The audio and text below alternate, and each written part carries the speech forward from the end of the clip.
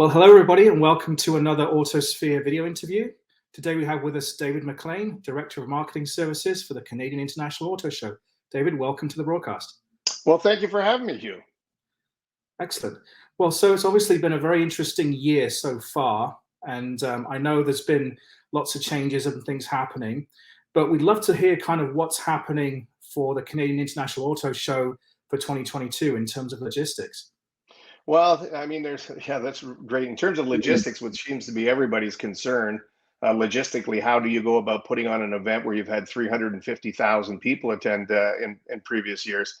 And really, what I can tell you at this point in time is that that we know that there's a great appetite from our audience for another auto show. Certainly, people missed the 2021 event and are looking forward to 2022.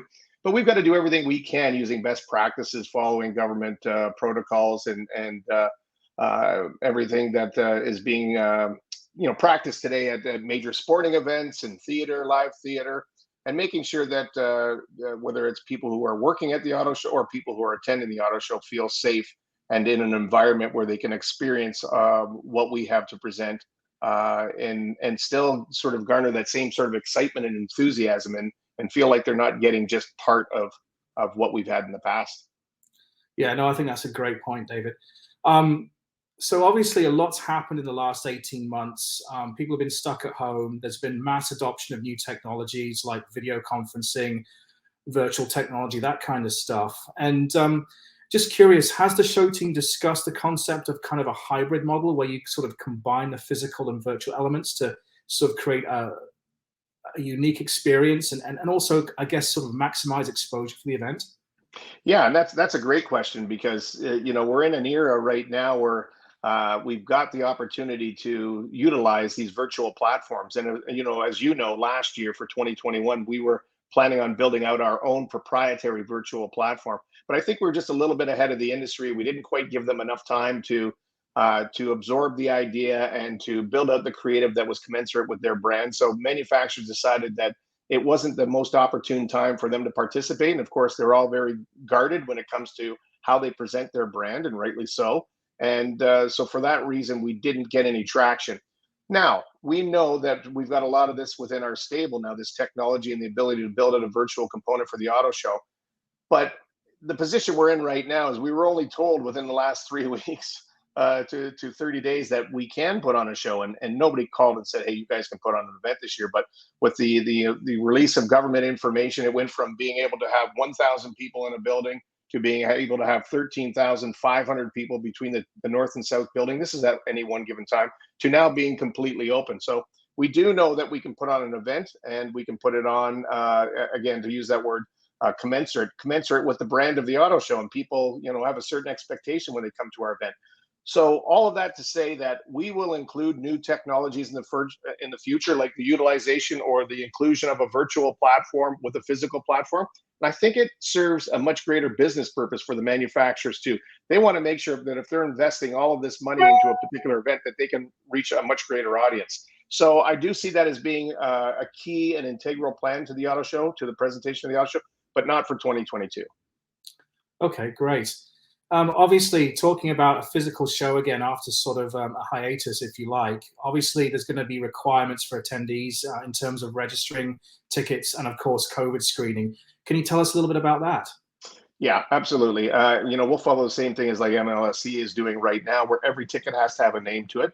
We think it'll be very seamless coming into the show. We're looking at things like time ticketing as well. If you said, I want to come within this period, and we'll create incentives for those time tickets. If you decide that you're going to come in at after 6 p.m. on a Tuesday night, then there'll probably be a discount for that, but you'll have to live to the to the terms of the agreement. You say you're going to come in after 6 on Tuesday, that's when that ticket will be valid. So we're looking at time ticketing, but most importantly, with everybody that comes into the event, whether you're working there at the Metro Toronto Convention Center, whether you're setting up at the show, you're constructing exhibits for manufacturers, whether you're working during the show or even tear down, everybody will have to be double vaccinated. That's going to be a requirement of the event. And I think it's going to be fairly common at that time too. I don't think that we're sticking our neck out by stating that. I don't think we're alienating that many people. The numbers are quite high in Ontario, and still we've got 3 months to go. So we're confident that that gives people the level of comfort to come into the show. So all tickets will be electronic. All tickets will have to have a name affixed to them. And of course, everybody will have to be in a positive vaccinated position coming into the event. Okay. Obviously, it's still early days yet, but is there anything that you can talk about in terms of the physical format for next year's show? I mean, obviously, it's going to differ from years past a little bit, I presume. And are you planning to have the sort of the full schedule as in the past? Yeah, we're absolutely going to have a full event. Now, here's being completely upfront with you. We're going to be in a position where some manufacturers are not participating this year. You got to remember, it's not just COVID and the reality of business dealings within a pandemic period, but we also are faced because of how we're dealing with this pandemic and the chip shortage, that a lot of manufacturers just simply don't have product. They don't have product right now, which sets budgets for next year's.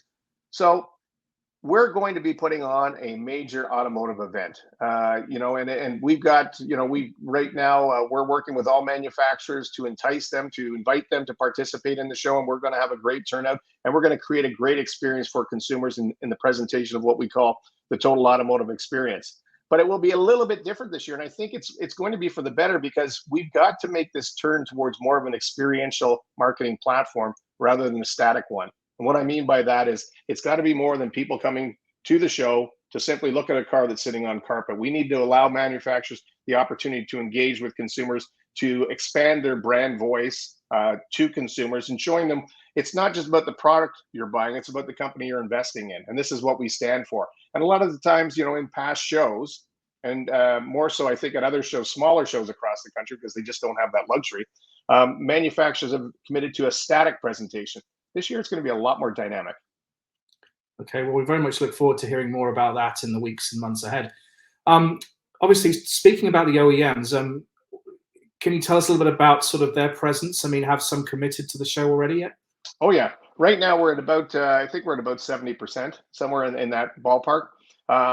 I don't want to say who's committed and who hasn't committed as of yet, because it's an ongoing process. Mm-hmm. But I want to say that whatever we do and whoever we have participating in the show, there's no less commitment than there will be in the past. We're not looking to cut corners. We're looking to say we're back. We're as big as we've ever been. We've got plans to be bigger than we've been, before. And as I told you, I think we're going to see more of that in 2023 with some of the new plans and ideas that we're going to implement. And it's going to be something that I always say it's an automotive spectacle. And I think that my line is that if you miss this year's show, it's never coming back again. So it's a once a year opportunity for you to experience the auto industry in all of its diversity.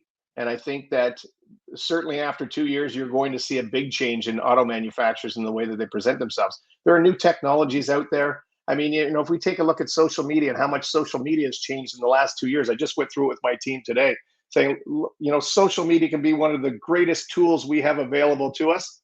It can also be one of the tools that kills us. So let's make sure that we understand what we did in 2019 for the 2020 show and understand what we're doing for 2022, because they're going to be different. And, it can be used against you as much as it is for you. So we have to be very strategic. And that's just one example. But being out of market for 2 years is, it's really, it gives us an interesting opportunity to see how much things have changed. And not just because of the pandemic, but because of the behavior of consumers, because of the behavior of media, because of the behavior of our manufacturing partners. And of course, that affects our behavior too. So, but we've got to stay focused on what it is that we deliver, and that is the total automotive experience. Great, Dave. Well put. So speaking of kind of the unique and entertaining experiences, I mean, obviously, when you said a great automotive spectacle, I mean, that's a fantastic way to describe the show.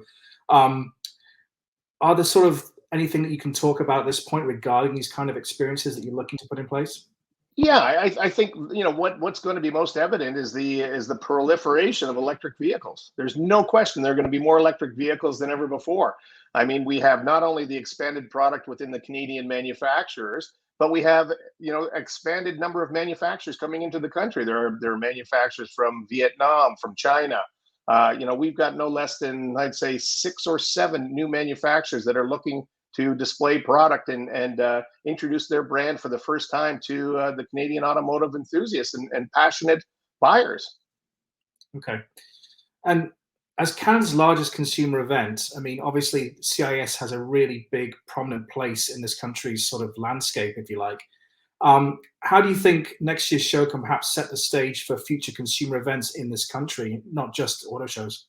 No, that's great, and I think it all revolves around the way we think. We're all redefining what our business is, and in the past, I think we've always looked at it as, okay, well, we put on an automobile show, and now we really have to think, no, we put on an automotive event, and we put on an automotive event that attracts so many people and excites so many people that the core players in the automobile industry want to be part of it. So I think it's a slight paradigm shift. I think we've always committed to excitement and the delivery of a unique experience for consumers. But now I think we have to think bigger, and we have to think broader in terms of what the automotive industry really represents, and think about it not just about cars, but more about mobility. And and from a presentation standpoint, I think we have to think not static, we have to think dynamic. And I think that's something that people would say, well, how are you going to do that in February in Toronto? Well, we've got some plans, and that dynamic display that manufacturers can commit to, the utilization of multimedia. There are all kinds of new technologies that are available today that weren't available 2 years ago that can really immerse people into a brand like never before. Okay, fantastic. Well, we look forward to hearing more about that. Sounds like it's going to be a very exciting event, and on our side, we certainly can't wait. Yeah, well, you know what, Hugh, I'm excited, but then again, they pay me to be excited. But I really am making a commitment that, with Jason Campbell and myself, I know we've met so many times and we've gone through the highs and lows over the last 18 months as to whether or not we can put on an event. We know we can put on an event this coming February, and it's going to be a different event. It's going to be a unique event, but I think it's one that's going to be very inviting to consumers, and it's going to set the path. It's a new path for 2023 and beyond. Okay.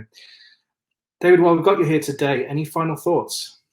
Well, no, I think that we're excited. I think we've covered just about everything. I mean, it's up to us now to bring the automotive content that's available globally to try to bring that to the city of Toronto for presentation. I mean, manufacturers know that we have not just a large and passionate automobile market here, like an automotive enthusiast market here in Ontario and Canada, but specifically in Southern Ontario. But they know we have a strong show-going culture. People like to experience the auto industry through a physical event, and that was made clear to us, within the last year. After we were so lucky in 2020 to get our event in, and we heard about it for the last year and a half. I mean, people were asking where we're going to be back, and this was when we were going through the period of just not knowing. Obviously, when the lines were drawn, there was absolutely no further discussion. But so we're excited. We're just as excited as I hope as consumers are to experience the auto industry again, to bring that to 300 to 350,000 people. Fantastic. All right. Well, David, thank you for joining us today. Great. Well, thank you, Hugh. I really appreciate it.